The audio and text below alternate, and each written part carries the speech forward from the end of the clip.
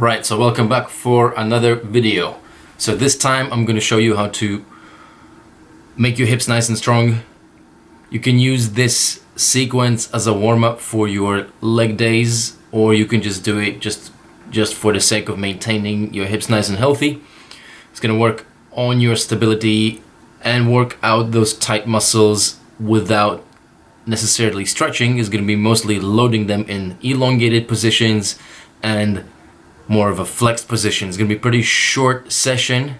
I'm not going to be guiding you through every single rep, but you're going to get the idea, and just the more often you do this sequence, the better it's going to be for you. So basically I would recommend for you to do it at least 3 to 4 times a week. That will be sufficient enough. So first 2 movements are going to be for the foot hip flexors, and I'm going to show and demonstrate them as follows. So basically your first movement, you're going to have to get in a kneeling lunge. So it means that your knee is touching the floor. The front leg is nice and straight and in front of you. I would turn the foot out a little bit to help out with the balance. And then what you're going to do, make sure you depress your ribs down, squeeze your glutes tight, and immediately you might feel a little bit of a stretch in front of your quads. But we're not going to just stretch them, we're going to stretch and load them. So what we're going to do, we're going to try to lift the opposite hand to the leg, which is down to the floor.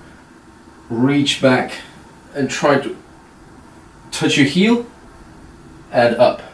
So basically what you're going to be doing, you're going to be tilting back, you're stretching the muscle, but you're holding up the rest of your body weight with that muscle, with the strength of that muscle. And then when you touch and pull yourself up. So in this manner you're going to do about 10 repetitions on the single side. So same for the other side. Switch sides. Now my left leg is on the floor, knee touching the ground, front leg nice and straight in front of me. I would turn my foot out just for the balance. Again, make sure you depress your ribs down, squeeze your glutes, and you might already feel a nice little stretch in front of your quad, but we're gonna make it worse. So maintain glute and core, lean back, and with the opposite hand, touch your heel and come up. And you can do another 10 reps like that. Some people call it a diagonal stretch. It is technically a regression of diagonal stretch, which looks something like this. When you flex your knee, touch and come up. But that one is quite intense to begin with, so therefore we're going to keep your knees on the ground. So again, you're going to do 10 reps with your right leg, opposite hand to the heel. Then you're going to do another 10 reps other way around. Do it twice for this movement. So in total you're going to do 20 reps for each side. So now that's going to be your movement for the extended hip position, to load, stretch and strengthen your hip flexors. And the next movement is going to be for the shortened position, so meaning when your hip is more in the flexed position, so like this. So to achieve that, again, you're going to sit down on the floor. So bend one of your legs, the other one is nice and straight in front of you. So you're going to grab and hug your knee as close and as tight with your chest as you can. So that's going to eliminate any swinging with your upper body. And now all is going to be left exposed is going to be your other leg. So make sure you're not doing external rotation. Try to keep your knee facing the ceiling. And now we're going to do 10 reps. Flex up as high as you can without touching the ground. Up again. So we're going to do 10 repetitions like this. So this is basically only loading your hip flexors, your iliopsoas, loading your rectus femoris, and loading your tensor fasciae latae. All of these muscles are your prime hip flexors.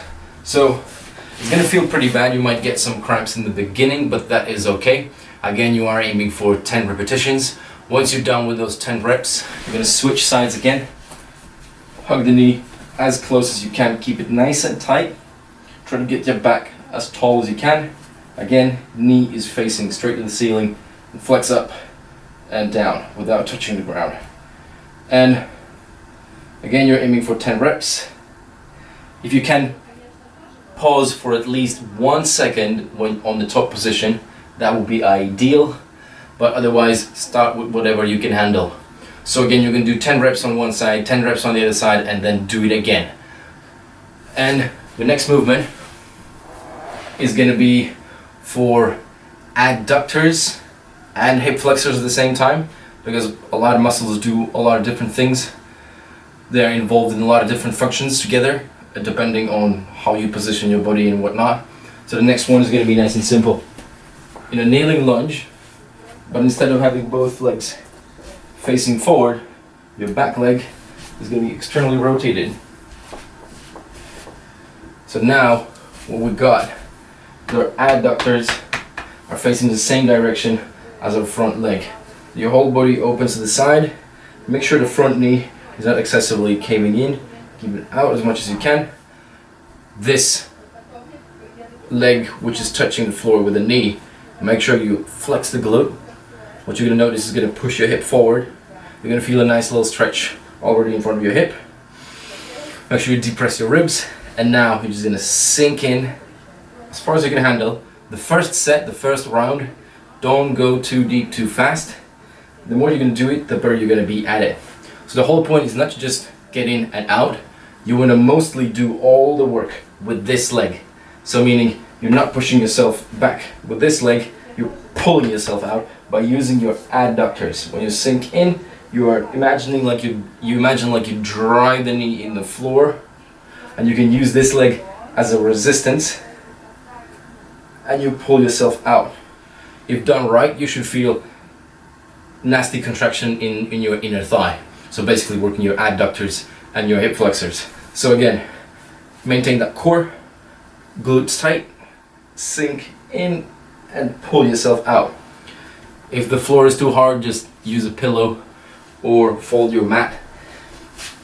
Again, other side, same things, same rules apply. So the support leg is externally rotated, the body is facing forward, don't let the knee cave out, keep it up in the line, and again, sink in and pull yourself out, just like that. If that's too easy for you, I doubt that it's going to be too easy for most of you, you can grab some weights in your hands, hold it like this, and then do the same movement. It's going to load those adductors a lot more. Again, you're going to be doing 10 repetitions on one side, 10 reps on the other, and do it again. So 2 sets of 10 for each leg. Next movement, this one's going to be quite tough, therefore we're going to have a few regression variations. So if you've never done this before, I recommend you start with the easier version. So basically what it looks like, you can find yourself in a position like this, when the leg which is closer to the floor is kind of bent forward like this.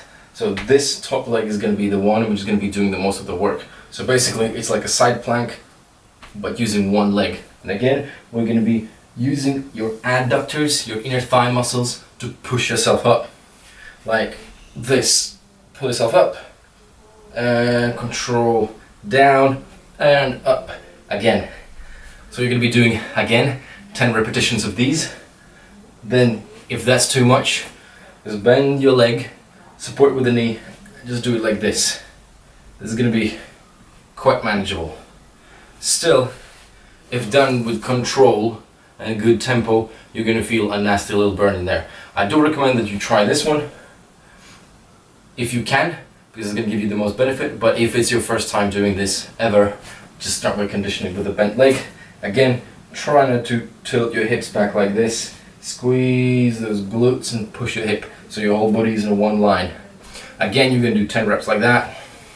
And you're going to switch sides. Again, the top leg is the one which is doing the most of the work. And push yourself up and down, up and down. And I definitely feel it in my adductors. You're also going to feel a lot of core in this one.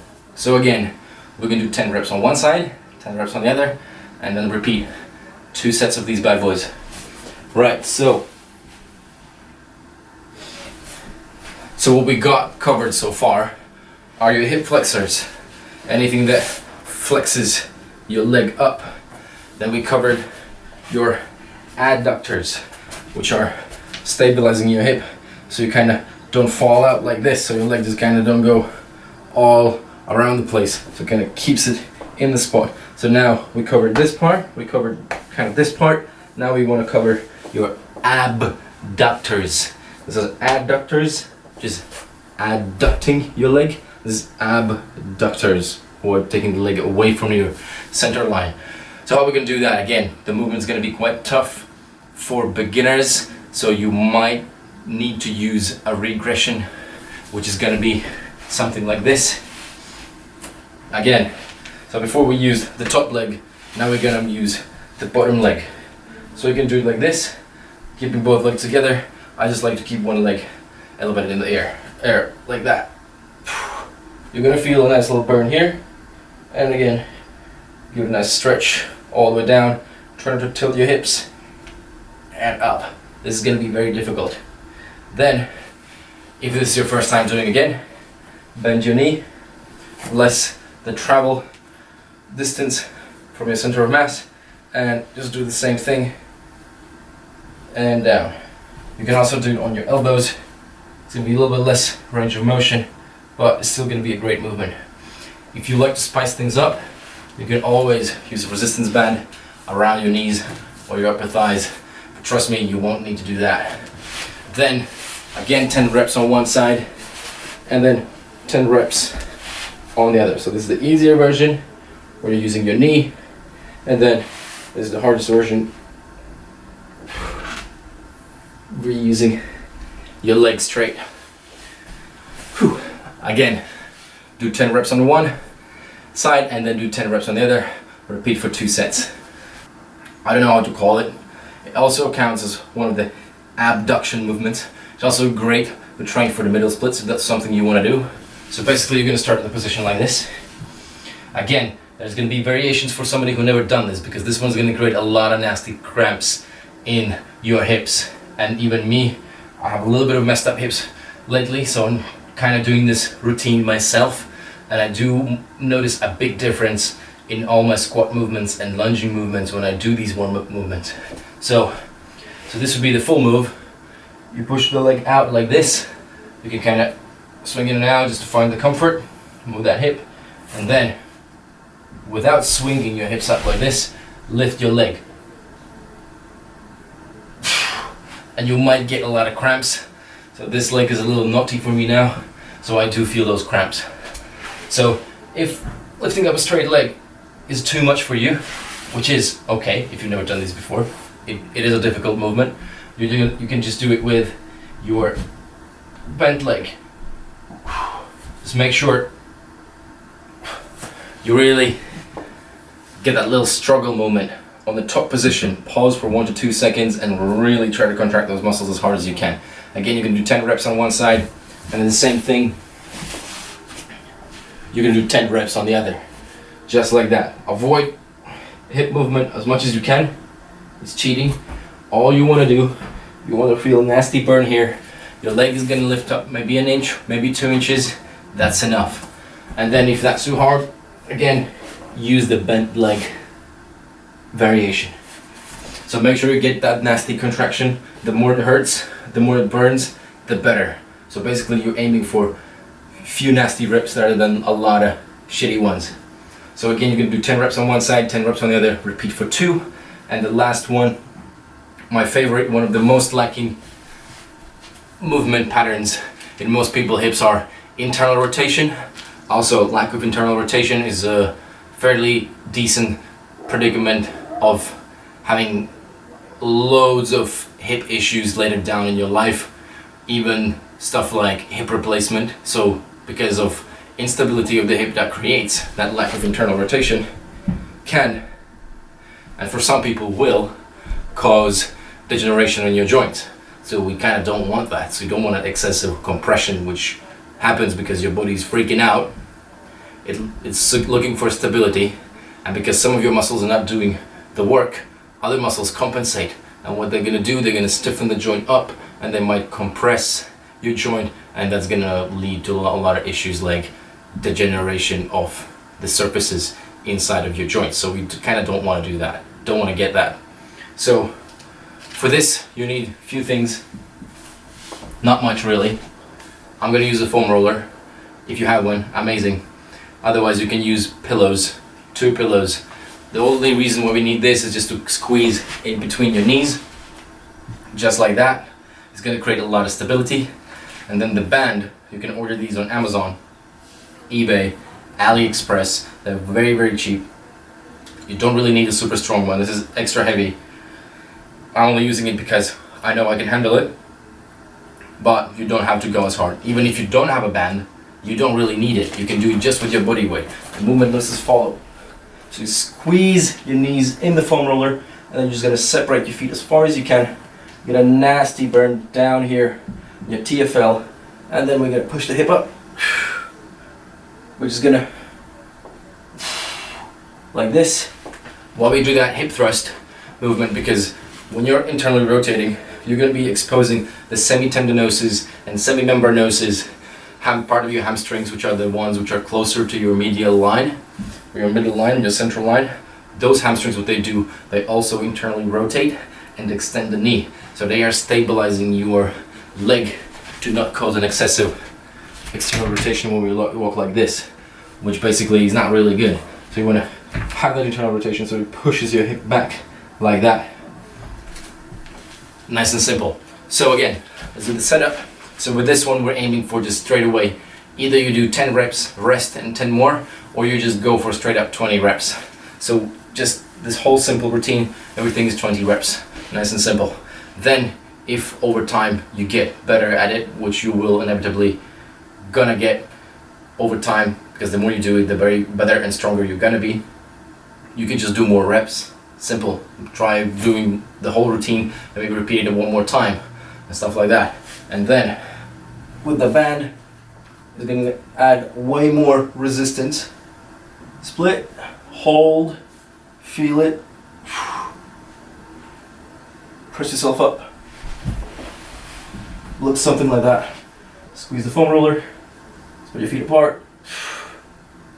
You can feel it right here. And there, you can feel your inner hamstring, your semitendinosus and semimembranosus. And up. Make sure you keep your ribs depressed. Just like that. And that's it. Nice and simple routine. Covers most of the hip stuff. There are more to it. There are loads of more exercises you could do. There are many different exercises you can do. Start with this. If you have any hip issues, if you're running, for example, and you notice you have hip pain and whatnot, try this.